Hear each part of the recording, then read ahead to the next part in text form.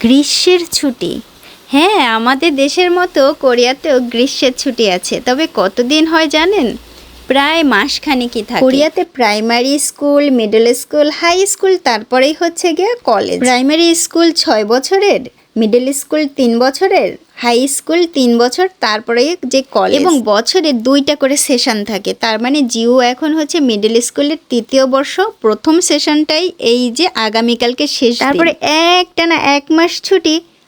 আগামী মাসে আবার যখন স্কুল খুলবে তখন হচ্ছে মিডল স্কুলের 3য় বর্ষের 2য় সেশন। একটানা ছুটি কাটালে পরে জিও যে এত খুশি হয়, কিন্তু ছুটির দিনগুলো ওর কাছে অনেক তাড়াতাড়ি চলে যায়। গতকাল রাত থেকেই প্রচুর বৃষ্টি হচ্ছে আমাদের এখানে। হাই স্কুলটা আমাদের দেশের মতোই ক্লাস 9-10 মতো, মানে 9-এ ওঠার সময় আমরা যেরকম সিলেক্ট করি যে কোন সাবজেক্টে নিয়ে পড়াশোনা করব, কোরিয়াতে ক্লাস 8-এ যাওয়ার সময় ওরা চিন্তা ভাবনা করে যে কোন সাবজেক্টে এবং কোথায় পড়াশোনা করতে চায়।